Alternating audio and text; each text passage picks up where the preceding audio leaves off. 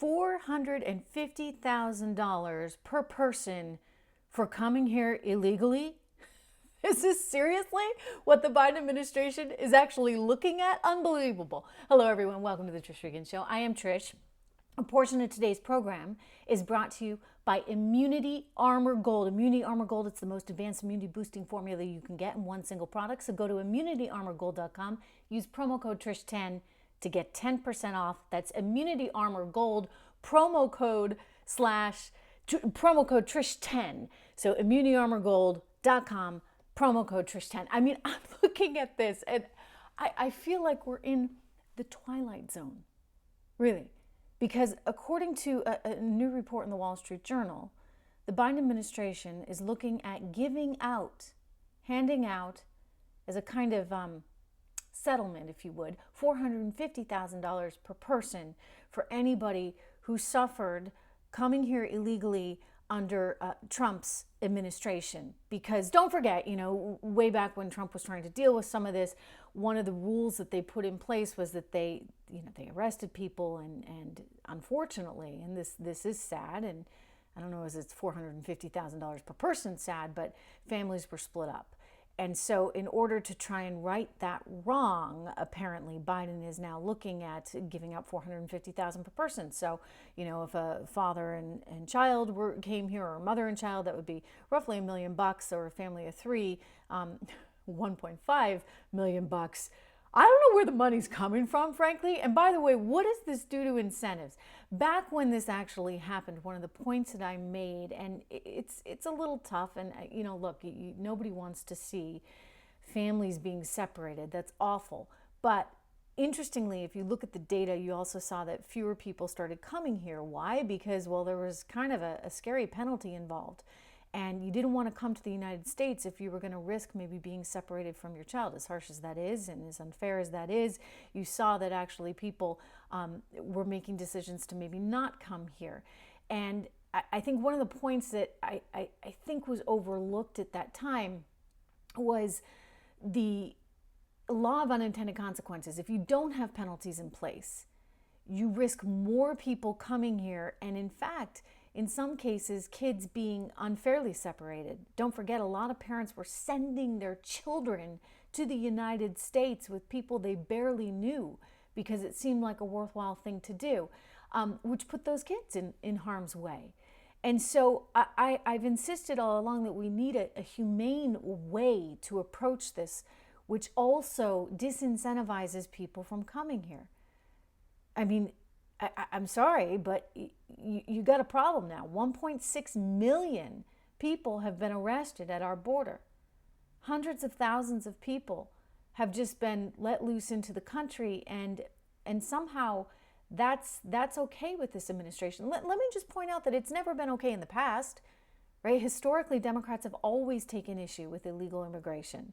They have always said we need to protect the border. It was Senator Feinstein from California, who very famously about 20 years ago said that we cannot be the welfare system for Mexico. And look, we want to help everybody. I get it. We're an altruistic bunch, but there's a limitation in terms of what we can do. And we need to reform this system so that we don't have people slipping through the cracks. We don't have people coming illegally. But the answer is not to turn around and say, okay, we're going to be giving out $450,000 for everybody who suffered needlessly from Donald Trump. I mean, it's political once again, right? I mean, let's not forget how much they're politicizing this. Oh, Trump was so bad. The administration was so bad. We now need to give out, $1 million a family. It doesn't work that way. By the way, again, I just asked this question, where's it coming from?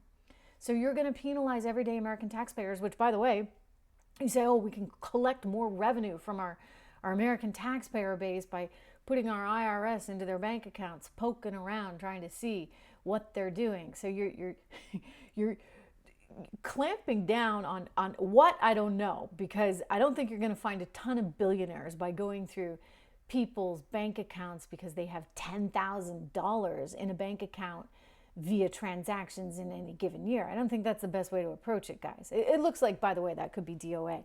We'll see.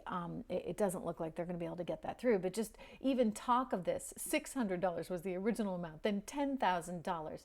And we're going to collect more tax revenue to pay for all these programs, including this program where you want to give $450,000 for anybody who suffered because they came here illegally. I'm sorry, it just doesn't work that way, okay? Again, we're a really good group of people here in America. We are tremendously charitable, but there's a limit, okay? There's just a limit to what we can do. Nobody wants to talk about that. Nobody wants to realize that. They think money grows on trees.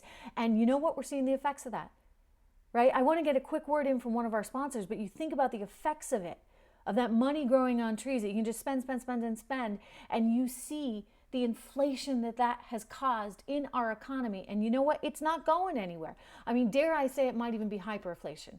I've avoided that term because I think of Venezuela, I think of Argentina, I think of, Germany way back when we talk about hyperinflation. So I hesitate for that because we are still the world's reserve currency, and it looks like we're going to stay that way, at least for the foreseeable future. I don't see China taking over that department. I don't see the EU taking over that department. So we have that benefit, but we're getting mass inflation. That's how we should describe it. Mass inflation, right? You look at what consumers are paying for goods and services. Nearly an increase of 6%. You saw McDonald's the other day coming out, raising prices. You see Coca-Cola out now raising prices. And by the way, consumers are taking it thus far. But what's really hurtful is for those that are trying to save their money so that they can one day retire or put their kids through school. That's who this inflation is really, really hurting, because I'm sorry, wages aren't going up at the same rate. I mean, wages, we're lucky to see a 1% increase there, and yet 5.4%, 5.8% on CPI numbers. So that really, in terms of real wages, shows you that things are much, much harder, which is why I keep saying you got to diversify. You got to diversify your portfolio, and one of the best ways to do that is via gold. I want you to give my friends over at Legacy Precious Metals, you can use my name, tell them I sent you. They'll take really, really good care of you. I know these guys, if you got a chance to watch, I had the founder and CEO on the program just last week talking about why gold continues to be a really good investment, especially in an inflationary environment. And I know there's a lot of competing interests out there and a lot of things that people are also looking at, but gold, historically anyway, has really been a great store of value. I think about it just over the last 20 years and the upside that it's had in that time. And then I look at what's happening in terms of the Fed and its money printing, in terms of our government and their desire to buy votes effectively. And I think that gold is going to continue to be one of those places that you want to be diversified into. So call Legacy Precious Metals. LegacyPMInvestments.com is their website. Their phone number, I have it if you're watching this podcast on video. It's right there at the bottom of the screen. 1-866-589-0560. 1-866-589-0560. They will take very good care of you, and you can definitely use my name. Anyway, this spending is out of control. I mean, it's just out of control, and I think it's very indicative of the mindset that you're dealing with when you see people talking about $450,000 per individual who came here illegally in the first place, all right? Let's not lose sight of all that. Again, we want to help. We want to be a great country. Let's focus, though, on helping the people that are here, that are Americans that we need to help give a better opportunity to. I look at these cities like Chicago. I look at parts of Los Angeles and New York City where kids are being pushed through the school system and they can't even read. All right? They can't even read and write, and yet the answer is somehow to just hand out money at the border. I'm sorry, it doesn't work that way. We need to focus domestically on making sure that we have a competitive population. I'm not against immigration by any means. You know, I'm all for it, provided we do this in the right way. The right way that, you can track people, you know that they're here, and you can help ensure that they're contributing to America, and we in turn contribute to them back. I mean, that's the way historically it's always been. And I don't think that can change just because some people want to buy some political favor. Let's just use some common sense, okay? Some actual common sense. I want to encourage you to subscribe to my newsletter, where you will see common sense every single day on the stories that we're covering at trishintel.com. That is the site that I run, my website, trishintel.com. If you subscribe to the newsletter, you'll get this podcast delivered daily to your email box, along with all the stories that I'm watching. You can take a look at the Trish Regan store right there online. Again, on trishintel.com. If you're watching this on Rumble or you're watching this on YouTube, I have the URL right there at the bottom of the screen, trishintel.com. And I want you to have a wonderful weekend. And remember, we need to stay sane in this environment, because there's a lot of just crazy talk. Really, really crazy talk. Oh, one quick note too, I just want to mention, I'm so happy to be back at home base. You may have, some people were saying, what's going on with your studio? What's going on with where you are? I was traveling all this week, giving a speech actually on the economy and the importance of really diversifying your portfolio as we prepare for these inflationary times out at the Stansberry Alliance Conference in Las Vegas. I met so many great people there. AmericanConsequences.com, that's the magazine I publish with Stansberry, so I encourage you to check that out. Anyway, it is very good to be back. It's good to be back with all of you, and I'll see you right back here on Monday.